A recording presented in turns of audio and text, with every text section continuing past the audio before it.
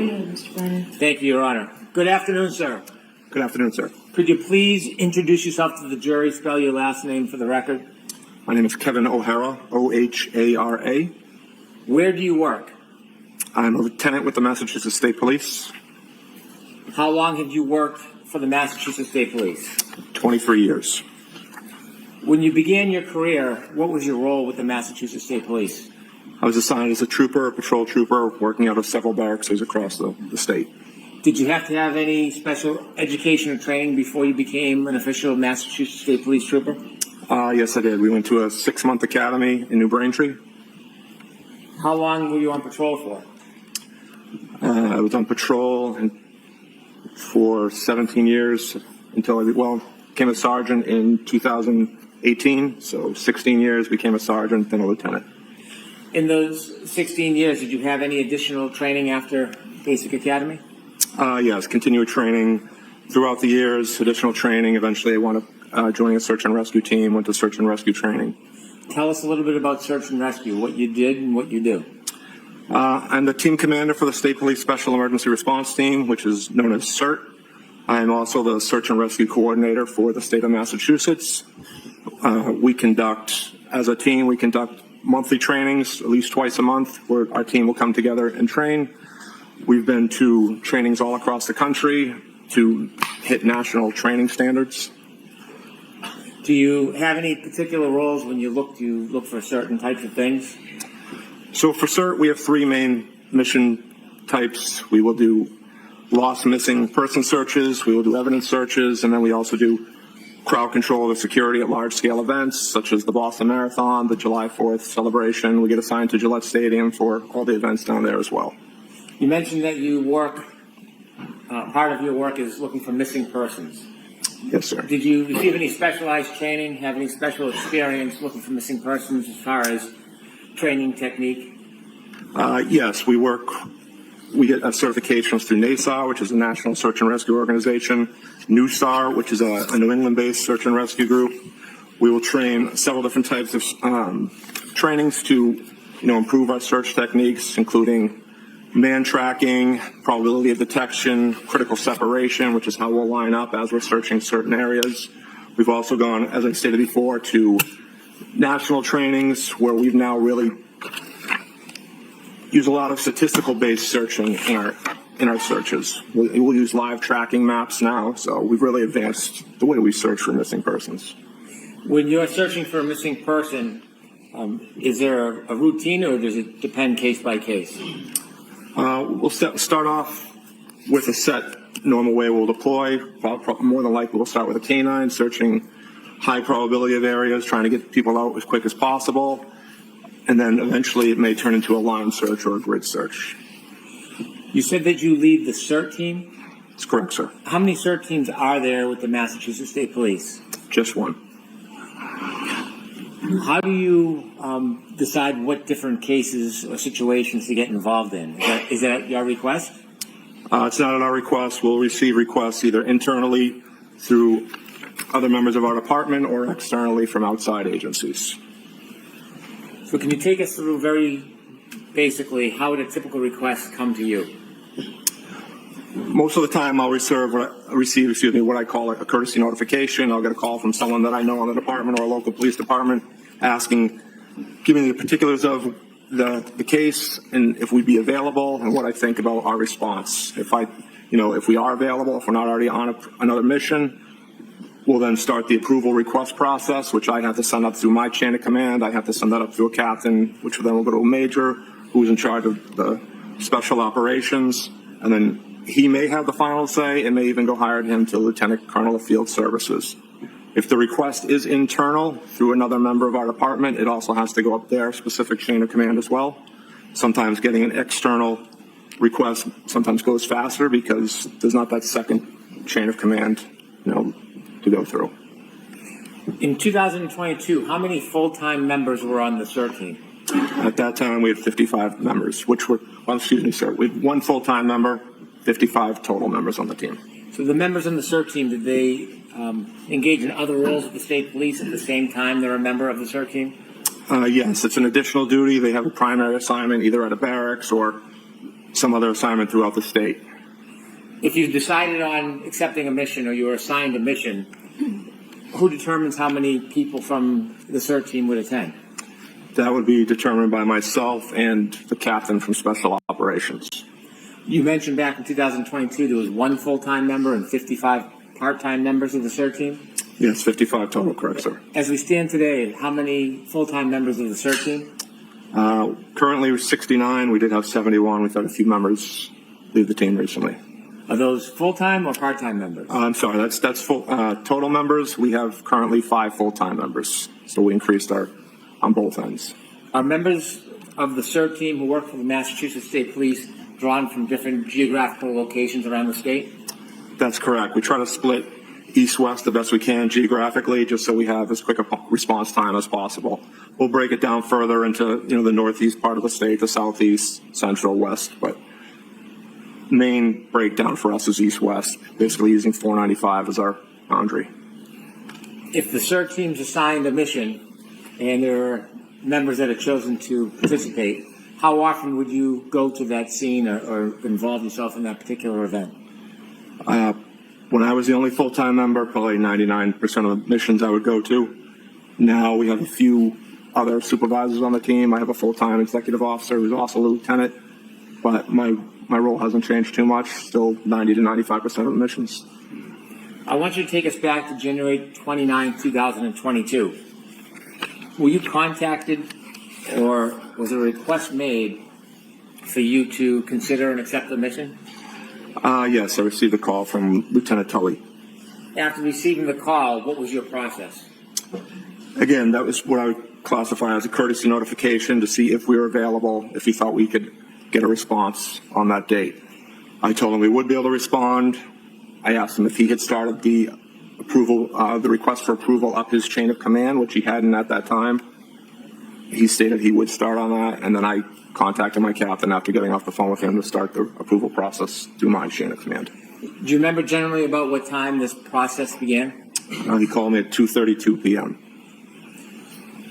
At some point, was the task or the mission assigned?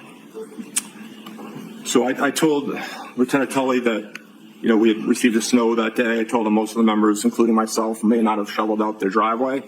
I told him at best case scenario would be an hour plus response time, depending on how long it would take people to shovel out their driveway. So at 2:53, I contacted one of the West team members, a sergeant from the West team, to have him send out an alert to our full team just to build an availability list to see who was available. So at 2:53, that's got sent out to the entire team. At some point, were you able to acquire or compile a team? Yes, Sergeant Simpson was able to put that list together. And what time did you start to begin your way towards Fairview Road?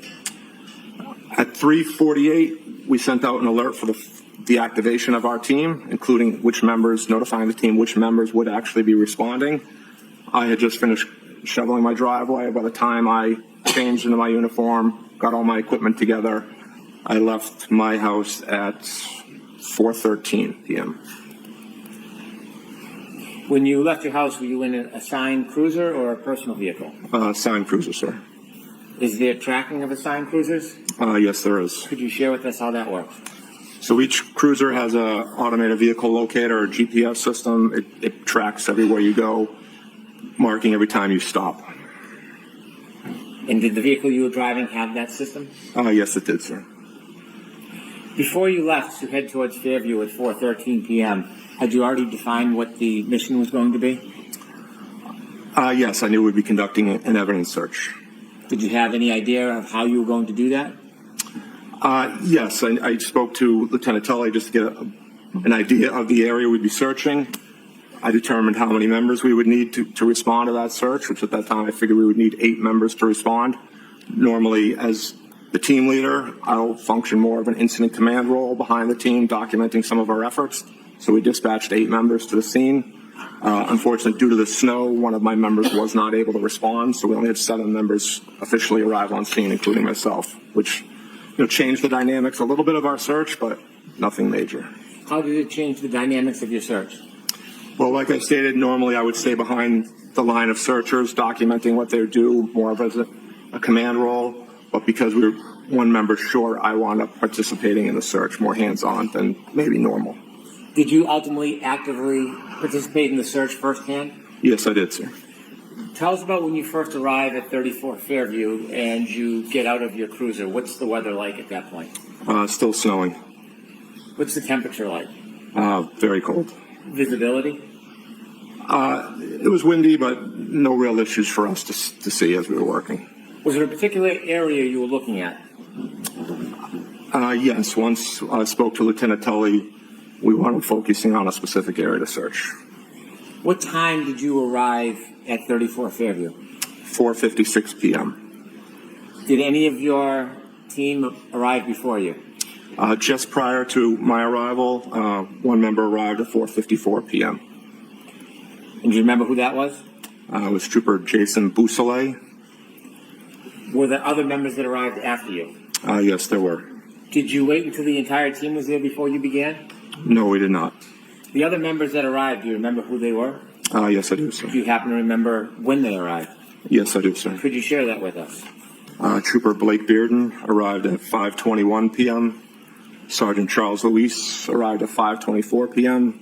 Sergeant Michael O'Brien arrived at 5:24 p.m.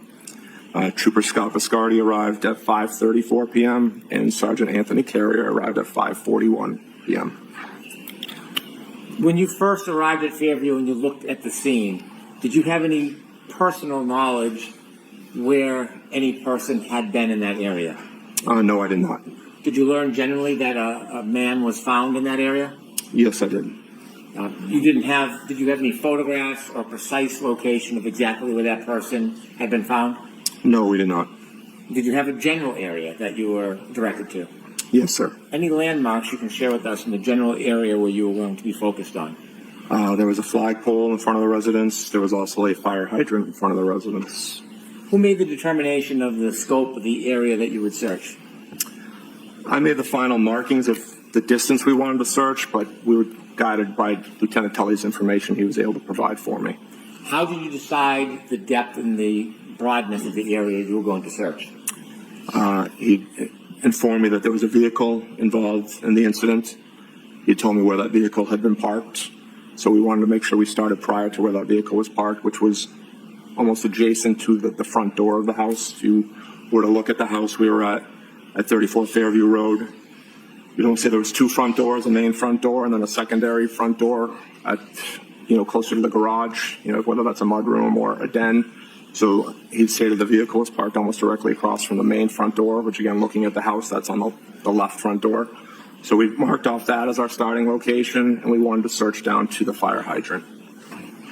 Were you looking randomly, or was there any specific items you may have been looking for?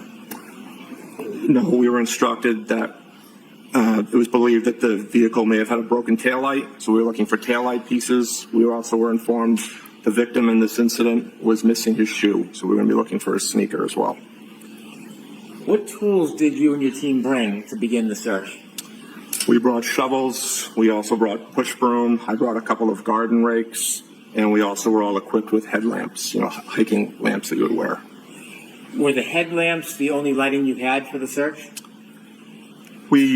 Once we began the search, we wound up turning a few of the cruisers around just to put some extra headlights on the scene.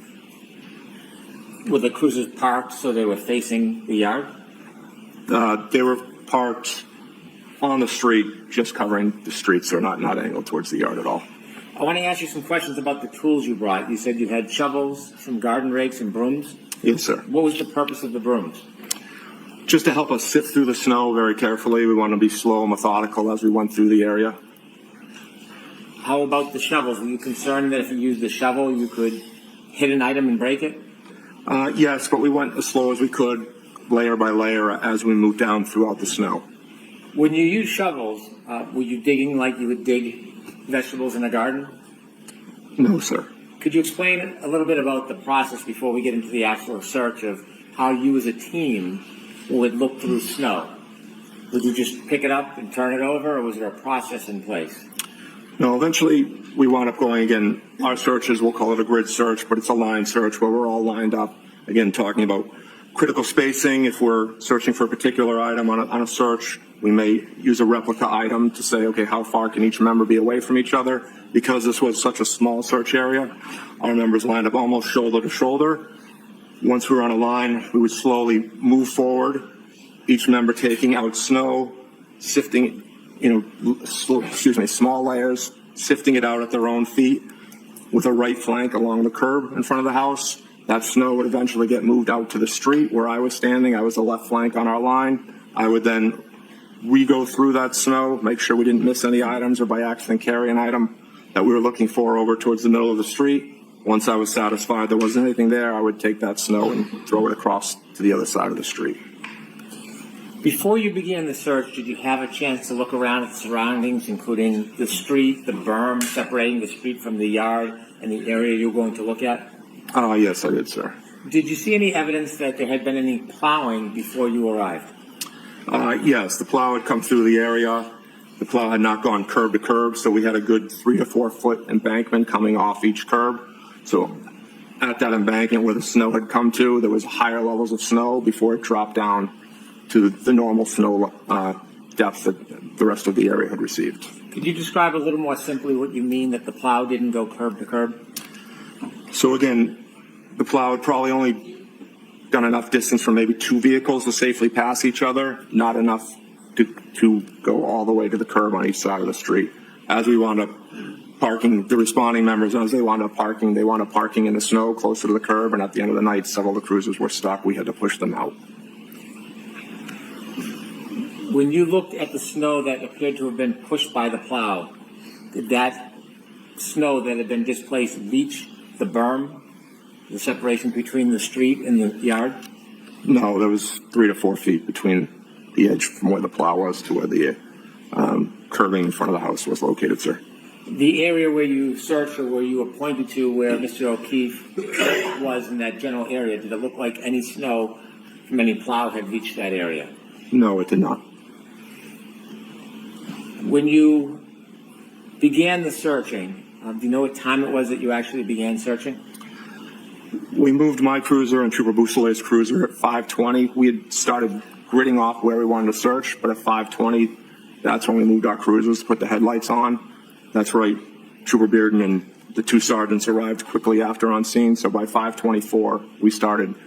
All 5 of us were lined up shoveling. When the 2 other members arrived on scene, they just joined in on the line to help us move.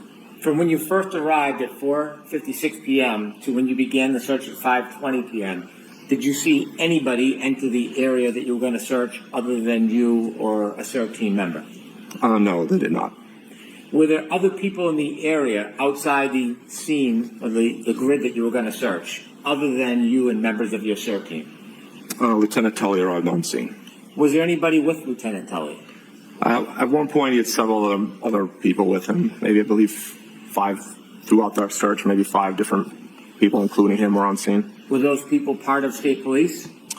At least 1, maybe 2. Unfortunately, I don't recognize all 2,500 members in our department, but there were probably about 5 total people on scene, sir. Was there somebody who was picking up any evidence that you may find and putting it in bags and preserving it?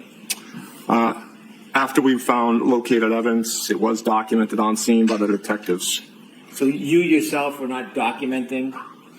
No, and again, that's maybe a little change in the dynamics. If I had been more of an instant commander role, I probably would have documented time, location, again, for our internal records. The primary record will always be at the hands of the detectives.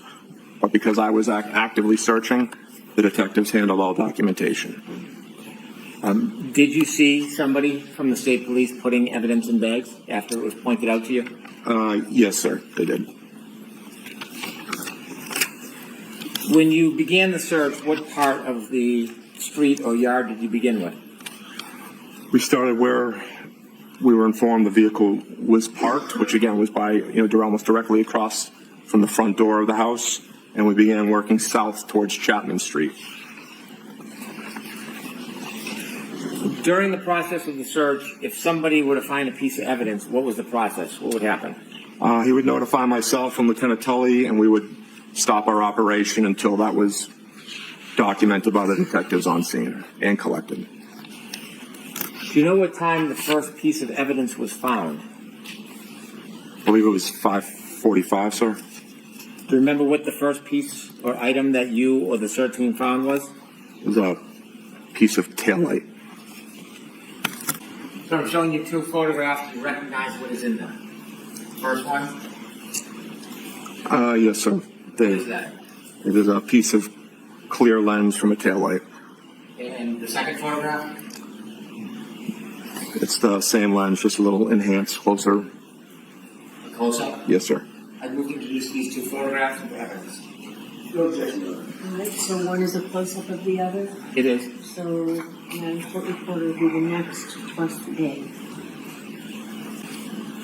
With the court's permission, could I show the exhibits? Yes. You see exhibit number 129, please.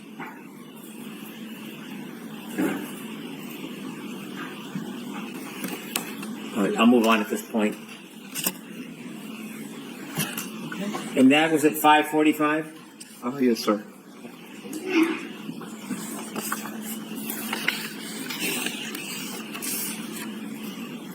At 5:50, do you know if another item was found? I don't know the specific times. I know the first piece was 5:45, but again, I didn't handle the documentation, and I've not seen the evidence log. Okay. Inevitably, did you or your team find an item of clothing? We found the sneaker. Yes, sir. A sneaker? Yes, sir. Can you describe where the sneaker was found? Sneaker was flush up against the curb, and it was inverted upside down. Was there anything in the sneaker? There was snow on and inside the sneaker. May I approach? Yes. So I'm showing you three photographs. Do you recognize the first one? Yes, sir. That's a photograph of the sneaker we recovered. And where is it located in reference to the burn? It's directly up against the curb. Can you show, take a look at the second photograph, please? What do you see? It's a close-up picture of the same sneaker we located. And the third photograph, please. Again, just a close-up, different angle photo of the sneaker we located. Thank you. All right, remove these three photos of the evidence, please. Thank you. Could we get more of a close-up, Ms. Gill?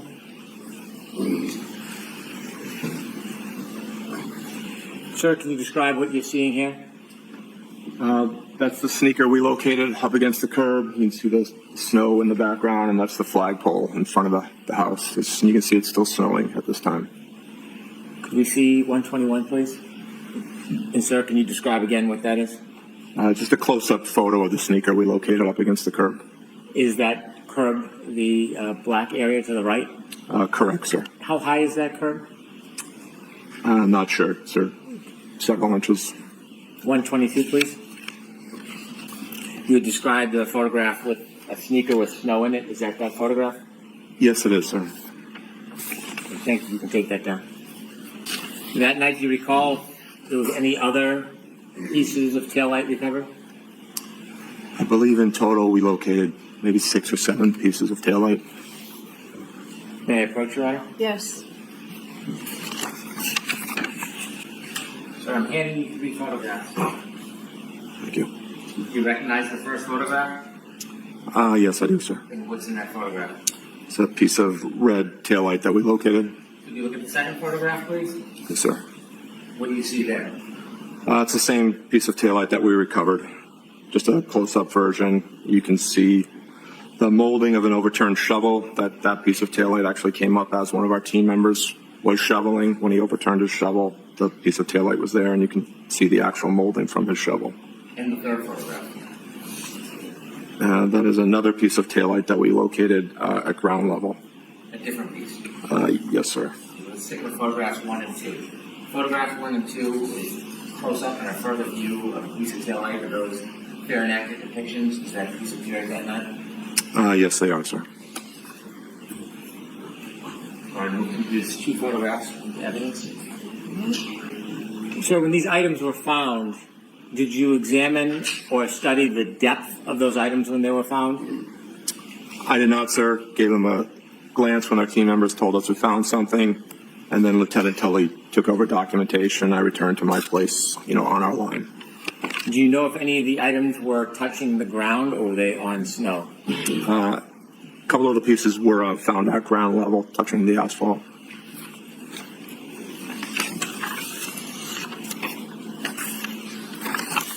And you said there was another item found that we just talked about? A separate piece of taillight? Yes, that was another. That photo you showed me was a separate piece of the taillight we located, sir. Any approach? Yes. Showing you two photographs. Could you look at the first photograph? Yes, sir. What do you see? Piece of taillight at ground level. And if you could look at the second photograph, what's that? It's a close-up enhanced view of that same piece of taillight. So it's just a different view of the same piece of taillight? Correct, sir. Is that a fair and accurate depiction as that piece of taillight appeared that night? Yes, it is, sir. I'll move these two into evidence. One photograph and a second will be a closer-up view. Okay. While you were conducting the search, did anybody but your team, Trooper Tully, the person who was documenting the evidence, did you see any other people who were not law enforcement in the area? At some point during our search, the media arrived on scene, began filming us or taking photos. Was there anybody from your department or a different department that was managing the crowd? No, there were members with Lieutenant Tully that I believe were not state police members, but I wouldn't know how to characterize what their job description was. So. At any time, did anybody enter that area or scene, the grid that you and your members were working on, other than your group and Trooper Tully and the people with him? No, correct. Once we marked off our area, no one came forward of our line. That whole search area was fresh, undisturbed snow as we moved through the area, and no one moved past our line. Even when Lieutenant Tully and the member who works in his unit came to collect the evidence, they didn't move past the point we'd searched up to at that time. Why were you so careful about anybody coming onto your grid? We don't want to disturb our scene, but we also don't want to move forward unless we're all moving together, acting in unison. Given you had brushes and rakes and shovels, did you get through every piece of that area? We didn't go all the way to where I had marked off originally, because after we found everything that was collected, we had gone approximately 8 to 10 feet without finding any other evidence. Lieutenant Tully and I had a discussion. I think we determined we found everything we were going to find that evening, and we decided to suspend the search. Was it a search that took up the whole front yard and street of that area? Our focus was on the street. We really didn't touch the front yard at all. We started to go over the curb at one point to see if we could search the grass area, but we could not properly definitively say we were searching it well. As we started to move the snow, we couldn't really differentiate down to the grass level. How hard was the ground? It was cold, frozen. The ground was frozen? Sir. And so not being able to search the entire yard, was there a plan at that point? Did you just end your mission? So when we suspended our search, we'll always do a full team debrief, and we'll debrief with the person who requested our search. And at the end of our search, we'll come up with what we call our probability of detection. We'll give a baseline determination of what I think, percentage-wise, whether we would have found what we were looking for. We'll provide that. I did provide that to Lieutenant Tully. Told him there was a good chance we did not locate everything that evening, and we offered to return at a later date or time at his request. When you were looking generally for pieces of taillight in the sneaker, were you informed, did you have any idea how much taillight would be in that area? I did not know, sir. Was there any way for you to, at that point, identify exactly what you were looking for? No, we didn't have a photo of the taillight. I was never shown anything, so I wasn't sure how much we were actually looking for. May I approach, Your Honor? Yes. I'll withdraw that. What time did you end the search? Approximately 6:15, I believe. I was the last one to leave, which was 6:23 p.m. when I left. And so how long was the entire search? It was about 55 minutes. We started again around 5:20, ending around 6:15, sir. Do you know if any other colleagues and members went back at a later date? I've been informed that they did, yes, but not from my team, but other members of our department. I'll let you move on. Did your team go back? We did not, sir, no. I have no further questions. Good afternoon, Lieutenant. Good afternoon, sir. When you first arrived at the scene, was there crime scene tape up? No, there was not, sir. Was there any barricade up at all? No, there was not. Was there any evidence that the crime scene was being secured at that time? There was no police presence on scene, sir. Okay. So that when you arrived, the scene had been left unsecured. Do you know how long it had been left unsecured? I do not, sir. So before you arrived, at least, and before your presence was known, or some time before you got there, that scene could have been accessed by anyone, to your knowledge. Well, I think the weather played a good help in us with the scene security, because with that being fresh, undisturbed snow, and with the man tracking we do, we would be able to determine if anyone had access to that area. Of course, of course. But you don't have any personal knowledge of anybody actually securing that scene for onlookers, bypassers, anybody that wanted access to it, they could have had it? Not that I'm aware of, sir. Okay. You indicated that Lieutenant Tully first contacted you but exactly at 2:32 p.m., correct? That is correct, sir. At that time, your team was not stood up. In other words, you were not activated because that was an initial call by Lieutenant Tully, not an activation call, correct? Correct. That's a courtesy notification, sir. And at that time, Lieutenant Tully had not received the proper protocol, the proper approvals through the protocol to actually have your team activate and have your team dispatched. Yes, I think he'll normally, when we get activated, before they start the process going through their chain of command, they'll call me just to see if we're available and if we could actually respond instead of wasting other people's time calling us if I were to say, no, we are already assigned on another mission at this time. Right. So around 2:53, you indicated that one of your subordinates, Sergeant Simpson, notified the rest of the team that get ready, but we have not been given the green light, correct? Correct, sir. Building an availability list of who could respond. Okay. That was just a kind of a precursor, if you will, for lack of a better phrase, to make sure that you had the available personnel so when the green light, or if the green light came, you could activate. Correct, and to help start giving people the heads up to start shoveling their driveway. Like I said, as soon as I received that call from Lieutenant Tully, I hadn't shoveled my driveway yet. Okay. I went out and had to go clear my driveway and my cruiser, and at the end of my driveway, we usually get plowed in by our plows. We had several feet of snow at the end of my driveway, sir. Lucky you. Yes. All right. Did Lieutenant Tully inform you in that first phone call that colleagues of his, Massachusetts State Police colleagues of his, were already en route to Dighton to retrieve or seize the SUV? He did not say that, sir.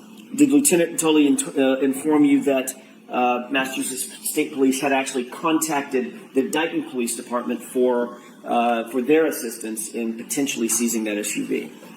He did not tell me that, sir. Did he indicate to you, you indicated that your conversation was at 12:32. Did he indicate that he had just gotten off the phone with Dighton PD at 12:31, just a minute prior? Our phone call was at 2:32, sir. I'm sorry. I don't know if that can, that's a different time you're looking to. 2:32, and he had just gotten off the phone with Dighton PD at 2:31. Did he indicate anything like that? No, he did not, sir. Okay. So we do know that at that 2:30-ish hour, you were not authorized to respond to the unit, to the location at that point. None of your units were en route at that point. No, neither one of us had requested approval through our chain of command at that time, sir. And you've already told us that you didn't head out until just after 4, sometime after 4 p.m.? Yes. My GPS data has me leaving my driveway at 4:13 p.m. Got it. Once you were at 34 Fairview, you arrived first, correct? No, sir. I'm sorry, I mistook that. Tell me who did arrive first. Trooper Busalil arrived at 4:54, and I pulled in just after him at 4:56, sir. My mistake. When you first arrived, you were awaiting others of your team to arrive as well in their personal vehicles or their marked vehicles, correct? They were still en route at that time, yes, sir. when you got there, you did not know at that point where you were going to be directed to search, correct? I did not know, sir. All you knew was a residence and an address, correct? Correct. As your team members arrived, were they arriving in personal vehicles, cruisers, or some combination thereof? They were all arriving in state-issued cruisers. Okay, so all 7 of you arrived. There were 7 total, correct? Correct. We, again, initially started 8. One member was not able to get off the end of the street due to plowing, so we were 1 member short from the original dispatch. Understood. Lieutenant, when you arrived, given the fact that you did not know where you'd be searching, you got actually indicated previously that the flagpole, the fire hydrant, etc., that part of the lawn, that part of the yard was behind you as the cruisers pulled up and you parked your cruisers waiting for everybody to get there, correct? When I arrived, I parked almost at the end of the driveway of that residence, sir. Okay, was your tail facing the flagpole, or was your nose facing the flagpole? Tail was facing the flagpole. So you pulled up to the driveway, I'm guessing from Chapman? Yes. Heading north? Correct, sir. Yes, from Chapman. Okay, so you pulled over to the edge of the driveway, sort of on the wrong side of the street, I'm guessing. Same side as 34 Fairview, sir. Understood. So the area and the grid area that you ultimately decided to search and ultimately were directed to search, that was all behind you. Yes, it was. And it was dark out, obviously. Yes, it was. Getting dark. It was dark. It was winter, so it was dark. Okay. 5 o'clock. Your focus was certainly not on the area behind you at that point, correct? While As a we were matter of fact, driving, your focus sir? wasn't really anywhere, was it? Because No. you didn't know where you were going to search. Correct, sir. Okay. Ultimately, your team members began to arrive one by one, and each one of them would stay in their car, or would they get out and come coordinate with you, like at your cruiser? No, as they arrived on scene, they would come out because Lieutenant Tully had already arrived on scene. He was technically the 3rd member of the state police on scene. Okay. So once he got on scene, I was already out talking to him, and I was marking off the area we were going to search. Understood. He ultimately, at some point, did direct you to a location behind you, which you were not currently focused on, toward the flagpole, the fire hydrant, you said. Yeah, I wasn't focused on any area at that time, sir, no. You marked those the areas out that Lieutenant Tully directed you to with some sort of grid coordinates, or was it just sort of a mental grid? No, I wound up marking, stepping it off in the area I wanted to search, sir. Did you use any string or rope or anything like that to physically grid the area off? No, I just marked a line in the snow, sir, where I wanted to start and where we wanted to end. And you did that with footprints? No, with the shovel, and made a mark where we wanted to start and end. I see. So sort of dragging a shovel in the line. Now where the berm was, sir, I knocked the berm down, made an obvious impression of where the shovel was. Okay. At the starting location where ideally I wanted to end. Perfect. You indicated that the area that you were searching was relatively undisturbed snow. You said that in direct examination, correct? It was undisturbed, yes, sir. But the street, everything from the berm in, the street had been plowed, correct? To a point, yes, sir. All right, and so that would be disturbed snow. Yeah, to a point, yes, sir. And what was the point? To where the snow that got plowed in, it all rose up just like the end of your driveway would. There was a good 3 to 4 foot high barrier on each side of the street. Once you were able to knock down that initial barrier of snow, the level of snow dropped down to the normal depths that you would have seen in anyone's front lawn at that time, sir. And is that what you're calling the undisturbed portion of the snow? Correct, sir. Okay.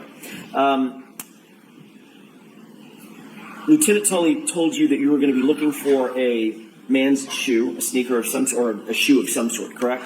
He said sneaker, yes, sir. And he told you that you'd be searching for plastic, red plastic, potentially from a taillight. Is that right? He said taillight pieces, yes, sir.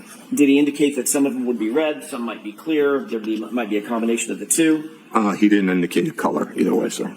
He did direct you to where he believed you should search. It was his direction that sort of gave you your grid coordinates, correct? He indicated where the vehicle had been parked and where the victim's body had been located and suggested that was the primary area to search. Did he tell you whether or not he knew from personal knowledge where where John O'Keefe's body had been? He did not, sir, no. Did he tell you whether he had personal knowledge where any taillight material might be. He did not know, sir. Did he tell you that he had any personal knowledge where an impact site might have been?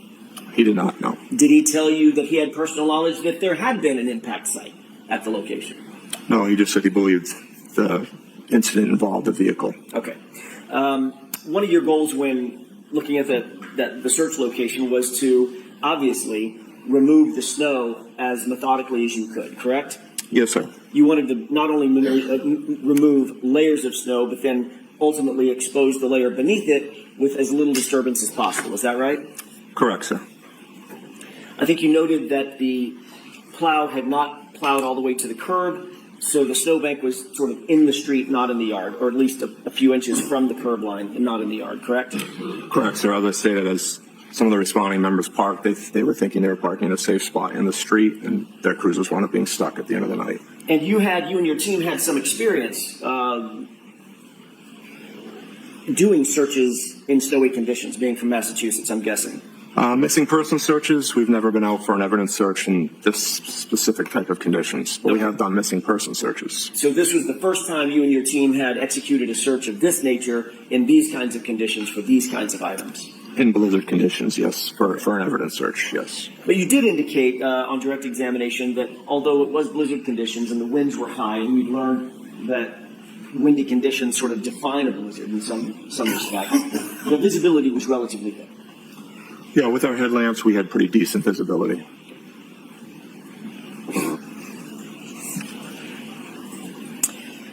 I want to ask you a couple of questions about the techniques for conducting a search like this in some sort of snowfall. Obviously, as a specialist in searches, one of the things that you put as the highest priority is documenting exactly where the search is conducted, what techniques are used to conduct the search, and what, if anything, is found and exactly where it's found, correct? Yes, documentation of your search is important, yes, sir. You'd also want to document the time that things are found, correct? Yes, you want those documented. And you'd want to document the relative locations between and among items that are found. How close are they to each other? How close are they or far are they from a stable landmark, a static landmark, correct?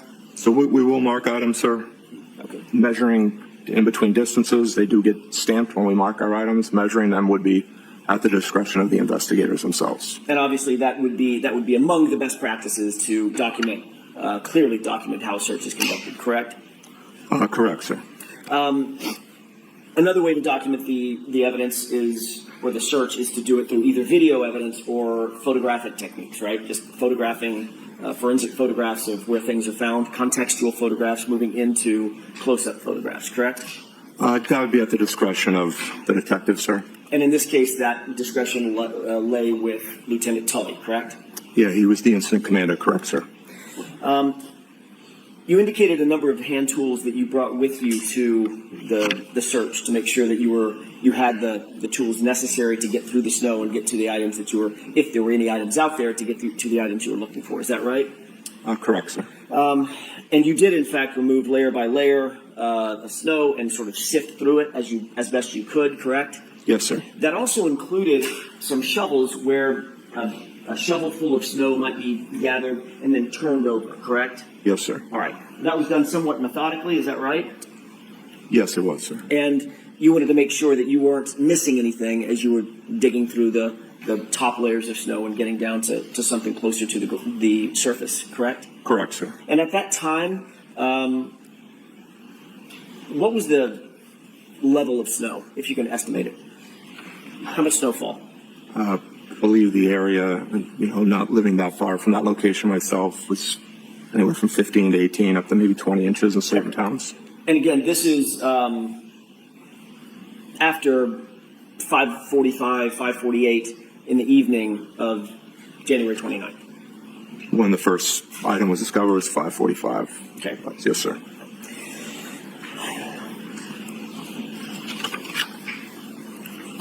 Obviously, a search of this complexity and with this many individuals and with those conditions required some level of significant coordination by you and your team, correct?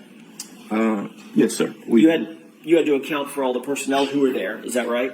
Correct, sir. That included, I'm going to go through a quick list: Bearden, Beausoleil, Carrier, Luis, O'Brien, O'Hara, you, and Biscardi. Is that right?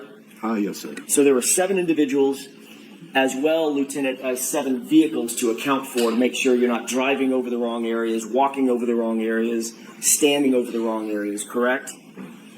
Correct, sir. And not only did you have to account for those 7 officers, each of whom arrived in their own vehicles, you also had to make sure that those vehicles were positioned in the right spot to make sure you don't drive over the area that you need to search and might be impacted by your cars, correct? Yes, sir. After Lieutenant Tully arrived on scene, the remaining cruisers never came past the initial location of where we believe the incident occurred. Before he came on scene, the cruisers that were there were down toward the driveway, closer to where you were, and you, of course, were positioned with your back to the location that ultimately was searched, correct? Yes, sir. That was 2 of the 7 cruisers, yes. Okay.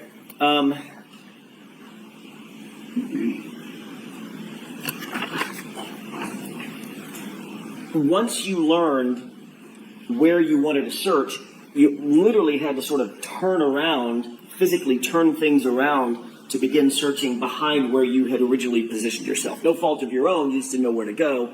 You had to sort of turn around and go backward toward the area of the flagpole, away from the area of the driveway, correct?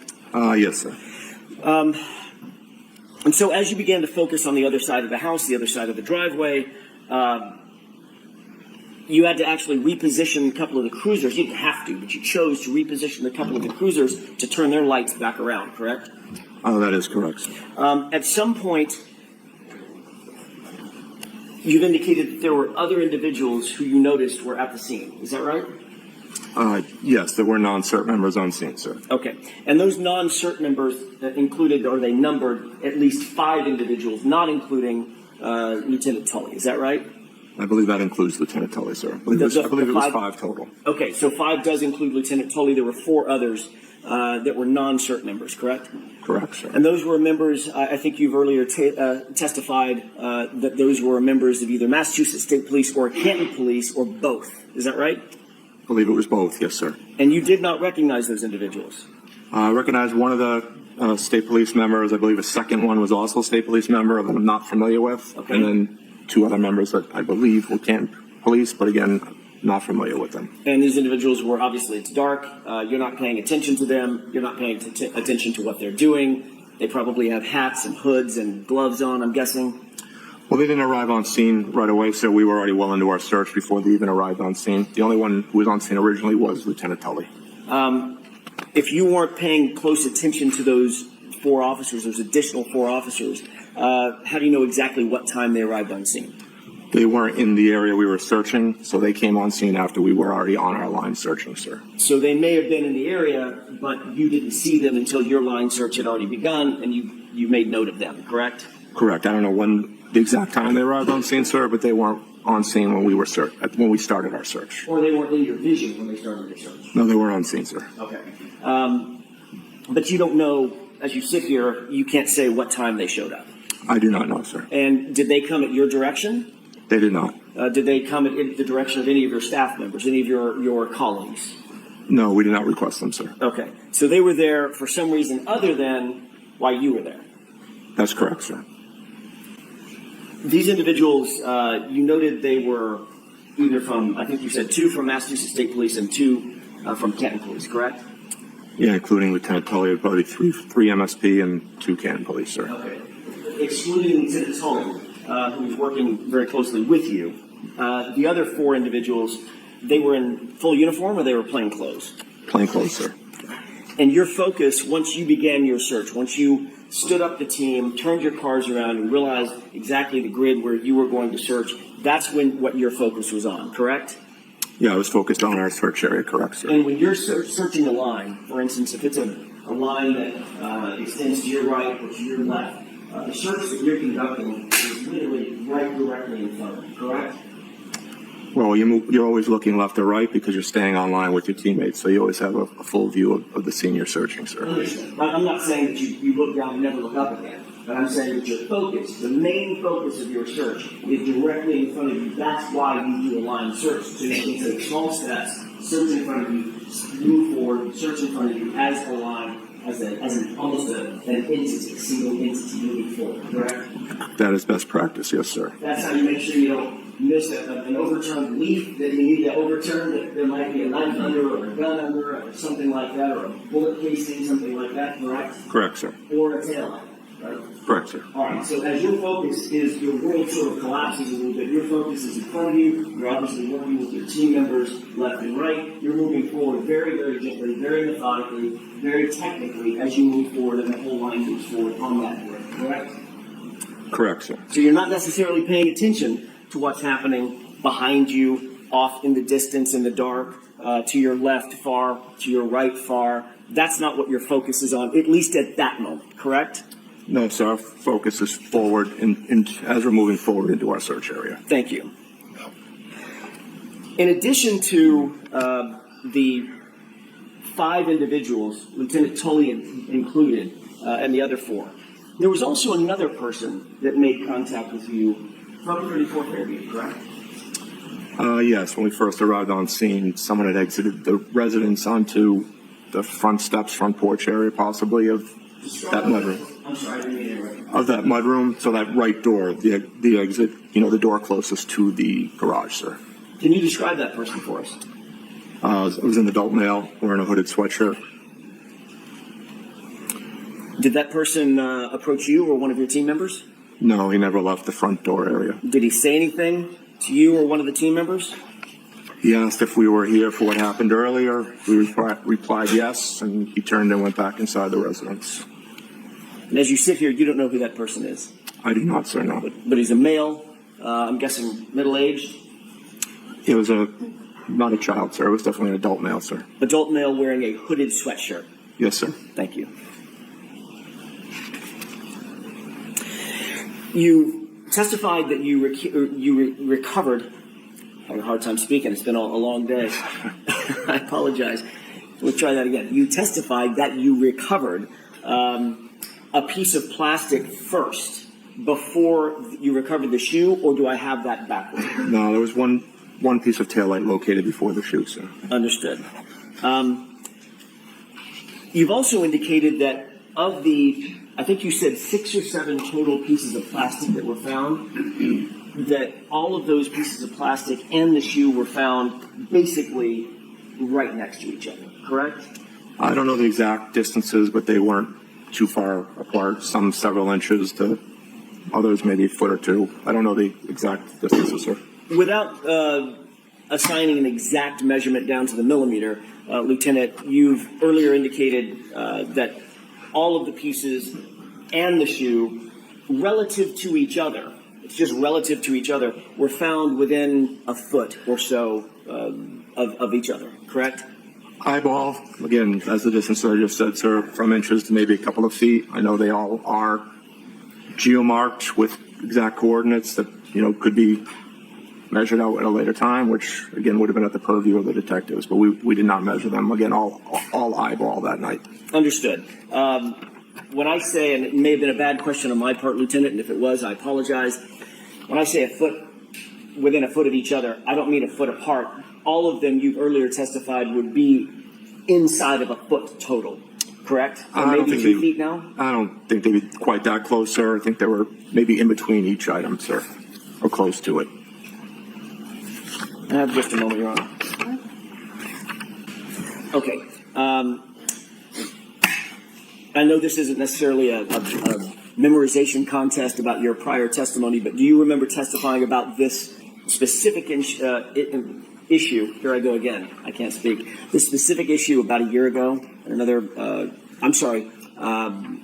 back in 2022 at a grand jury? Yes, I did, sir. Okay. Do you remember exactly how you described where everything was with relative, maybe fair, as a matter of fact, at the grand jury, relative to each other? Do you remember how you testified exactly? I believe I said within a few inches or a foot away. Yes, sir. Excellent. You've rattled off times and dates like I've never seen before. So it's exactly what you said. So within a few inches of each other, maybe a foot is what you said, correct? That's what I said, yes, sir. Okay, so if it's maybe within a foot, this is 11 and a half by 8.5 piece of paper. maybe an area a little larger than this, correct? Correct, sir. Okay.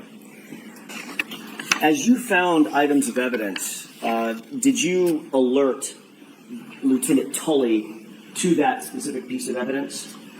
Yes, so I was not one of the members who found any of the evidence, but as my team members located something, we would halt the line. Lieutenant Tully was a short distance behind our line. We would go out, get his attention. We would cease our operations until he informed us that he felt it was properly documented. And ultimately, Lieutenant Tully was the person responsible for documenting that item, is that right? That is, sir. We fall under the incident command structure. He technically took the lead as the incident commander that night, sir. And he did that through photography? Yes, sir. So you saw him taking pictures of the items in their place once they were found, correct? Yeah, I believe he was the one taking photographs, sir. And by definition, Lieutenant, as a search like this is being conducted, unfortunately, moving snow means possibly moving the items themselves, right?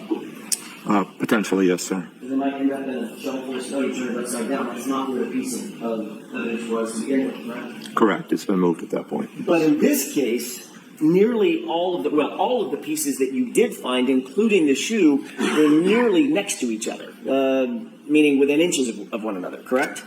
I don't know the exact distance again, sir. Ballpark eye distance, but again, that is why we provided the GPS coordinates of each location, because we did stamp those with a handheld GPS as we found items of evidence, and all those locations were turned over with our report to be measured at the desire of the detectives, sir.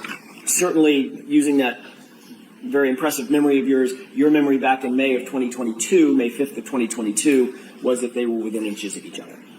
I believe that's what I stated, yes, sir. Okay.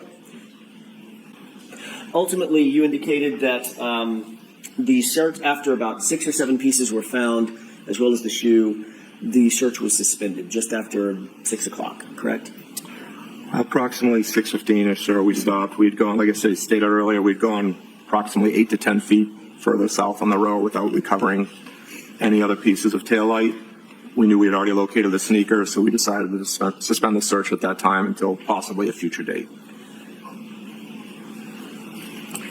And you were never called back out to the scene by Lieutenant Tully or anybody else, correct? No, we were not, sir.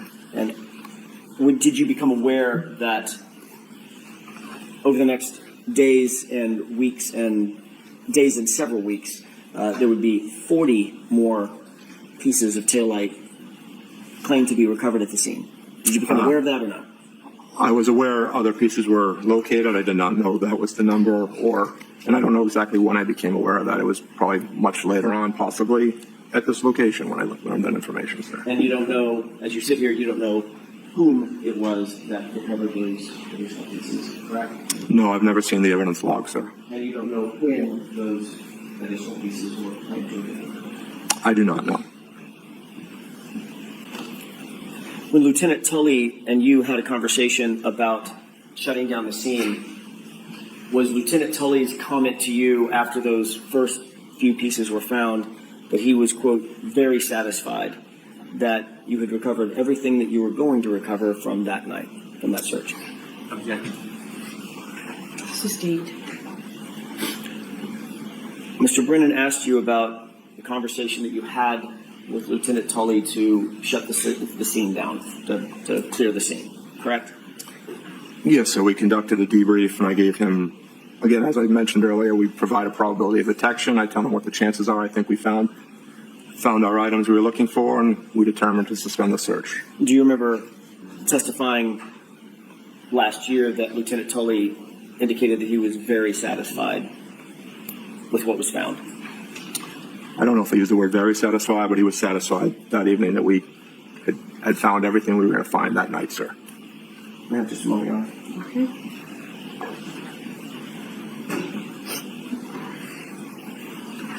Do you remember exactly what you indicated Lieutenant Tully's words were as you sit here? I believe, yes, he was satisfied with the search. I just don't know if he used the word very satisfied or not, sir. Would refresh your recollection, take a look at your transcript. I'm sure it will, sir. It's the one thing you can remember. Man. Thank you. Highlighted portion, Lieutenant. Thank you, sir. I'm just going on the date. Is this from last year or would this be from the grand jury, sir? June of last year. Okay. Yes, sir. So it does state here that I stated he was very satisfied with the search. Yeah, refresh your recollection, that was the word that he used, or do you remember him using that? Yeah, I believe, to the best of my recollection, sir. Yes. Thank you, sir. May I have just a moment, Your Honor? Yes.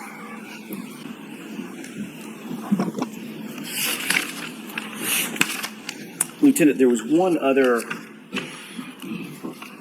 thing that I wanted to ask you about, which is you had indicated to Lieutenant Tully at some point close to 6 p.m. or so, it would be helpful if you and your team had a photograph of what it was you were looking for, correct? Yeah, I believe after we found the first piece or two, I asked him if he had a photograph that we could look at just to see how large of an area, how large of a piece we were looking for, sir. Yes. Fine. So that would, just timing-wise, if you found the first piece at 5:45, first piece or two, maybe 2 or 3 or 4 minutes later after that, maybe 5 minutes later. So let's place it at 5:50, close to 6. Something like that? Yeah, probably between 5:45 and 5:50 possibly, sir. And you said to him at the time it'd be helpful if we had a photograph of what it is we're looking for, right? Yeah, I said that would help, yes, sir. And Lieutenant told you that the vehicle did not have a photograph because it was still en route from Dayton being transported to Canada, right? He did say he did not have a photograph and it was being towed back. Okay. Thank you, Lieutenant. Thank you, sir. Sir, you mentioned that there were about 5 people not on your CERT team at some point arriving at Fairview Road or the area of it. Yes, that's correct, sir. 3 of them were Mass State Police. You mentioned Tully and 2 of his colleagues. Correct, sir. Did you see anybody taking photographs of the items that you found? Yes, Lieutenant Tully was taking photographs while we were there, sir. And did you see somebody putting the items in bags? Yes, they did, sir. Was that one of the 2 people that were with Lieutenant Tully? Yes, correct, sir. And you mentioned there were 2 Canton police officers. Were they part of the search? They were not, sir, no. Were they on the grid? They were not, sir. Did you ever see them in the area on the grid? I did not, no, sir. They were there. Were they involved in any way in the crowd? They weren't the only people that ever came on scene other than us, and those local officers were at some point, the media did arrive on scene. When you say on scene, is on scene different than on the grid? Correct, just in the general vicinity, sir. Did you know what the Canton police officers were doing? I do not know, sir. Did you ever see either of them ever come on your grid? They did not know, sir. Did you ever see anybody place or toss or throw anything onto your grid? I'll allow it. Did you ever see anybody place or toss or throw anything onto your grid? I did not know, sir. Did you ever see anybody intrude on the grid and leave an item? Choose a different word. Did you ever see anybody physically intrude upon your grid? No, no one did that, sir. You were asked about best practices memorializing. The person who was taking photographs. Hold on for a second. Slow down a little, Mr. Brown. You mentioned best practices of memorializing items. And you also mentioned Lieutenant Tully was taking photographs. Yes, that's correct, sir. Do you know if those photographs were time and date stamped? I believe they were, sir. Is time and date stamping with photographs best practices in memorializing things? Yes, they are, sir. Now, before you defined the grid, and before you began that search, you knew other state police officers, didn't you? Yes, I did. Did you know a person by the name of Trooper Yuri Buchanan? Yes, I do know him, sir. Did you know somebody at the time known as Trooper Michael Proctor? Yes, I do know him, sir. Were either Michael Proctor or Trooper Yuri Buchanan at Fairview that night? No, they were not, sir. Did you see them at any time from the point you got there at 4:56 p.m. until when you left? No, I did not see them there, sir. You mentioned that somebody came out of a side door at 34 Fairview who had a hoodie on. Yes, that's correct, sir. How long were they outside for? Maybe 10 seconds, sir. Did they at any time interfere with your search? No, they did not. Did they at any time try to discourage or dissuade you from searching? Objection, Your Honor. Next question, I'll sustain. Did that person do anything to impede your search? No, he did not.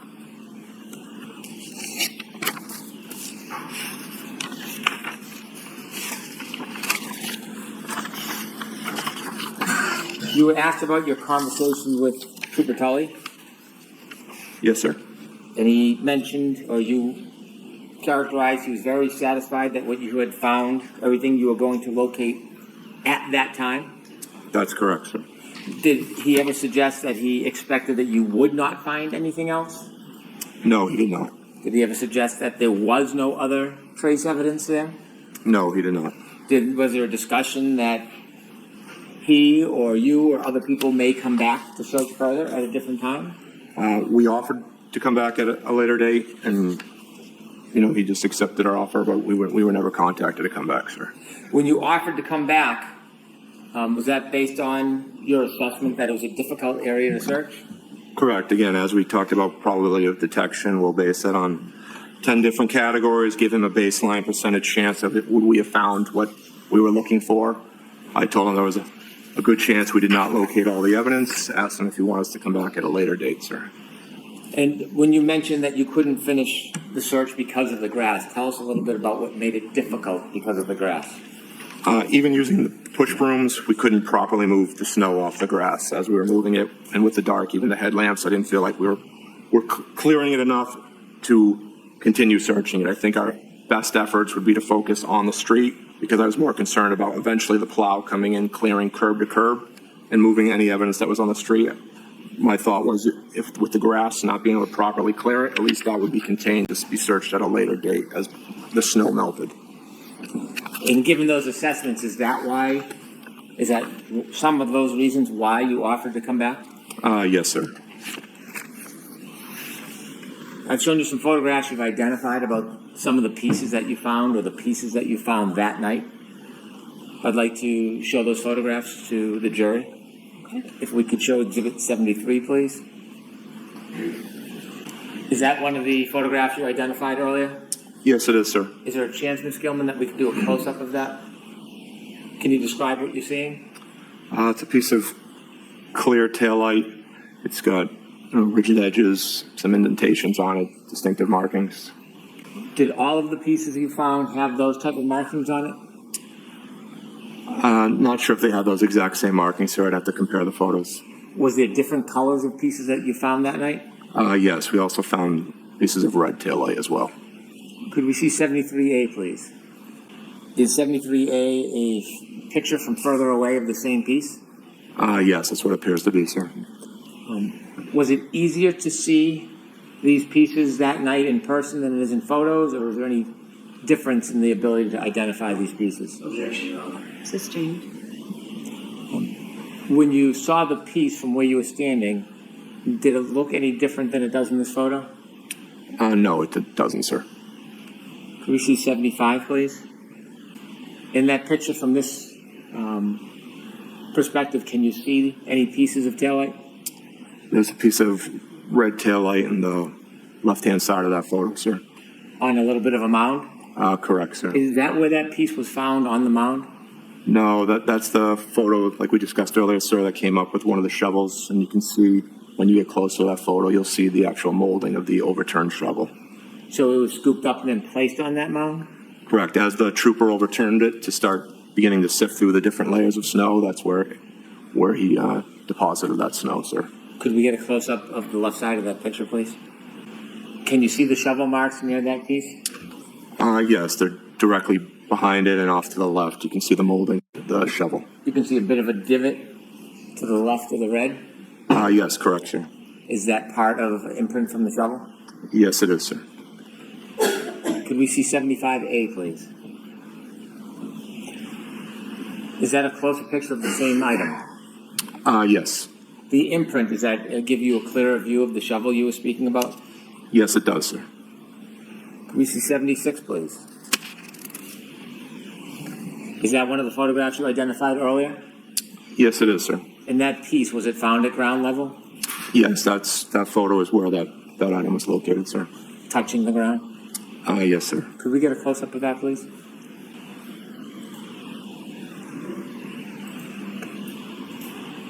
And if we could have 76A, please.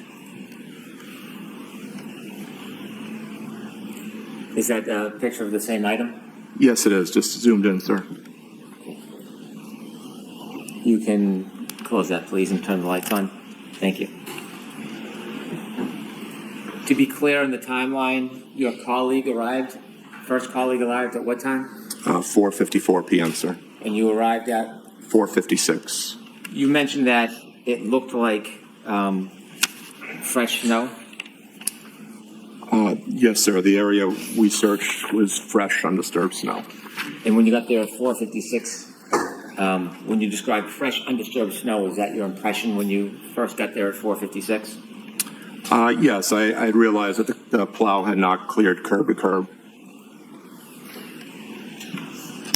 You began your actual search at what time? Right around 5:20, we wound up again. We moved a couple of our cruisers around just so to add extra headlights, extra lighting on the scene itself. And the first piece of evidence was found at what time? 5:45, sir. Your area that you searched, did you say it was 8 to 10 feet? No, sir. The area marked off was just over approximately 60 feet. We'd gone about 8 to 10 feet towards the end of the search without locating any more items, and that's where we suspended the search. How much of your focus was near the street area? Only 99% of it, sir. As soon as we got to the grass and realized we couldn't clear it properly, my main focus was on that street, just again because I was concerned about the plow coming through at a later time. You were worried that if you didn't finish the street, there could be some impact from plowing? Yes, sir. And did you say 99% was the street area? Yeah, approximately, sir. Thank you very much. Anything, Mr. Jackson? Yes, briefly. So the search went approximately 60 feet, That's the area I marked off, sir. and in that 60 feet, you started close to or adjacent to the front door, correct?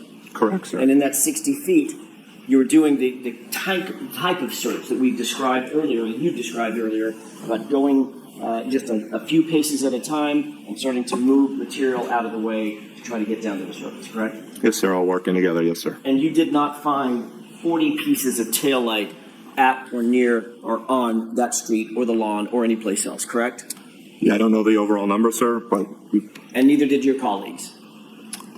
correct, sir. We've never been notified how much has been located. The only thing that you found was concentrated in one area, maybe a foot or 2 feet in diameter. You said 6 or 7 pieces and a shoe, correct? That's what we located. Yes, sir. You didn't find a black baseball cap, correct? We did not know, sir. And in the photographs that we've seen, that's clearly not undisturbed snow, correct? The photographs are us moving after having moved the snow, sir. Some of it is y'all moving snow. Some of it is disturbed snow on the street or at the curb, correct? After we had moved it, yes, sir. You indicated that Trooper Proctor and Trooper Buchnick, you know both of them, correct? I know who they are, yes, sir. Or know who they are.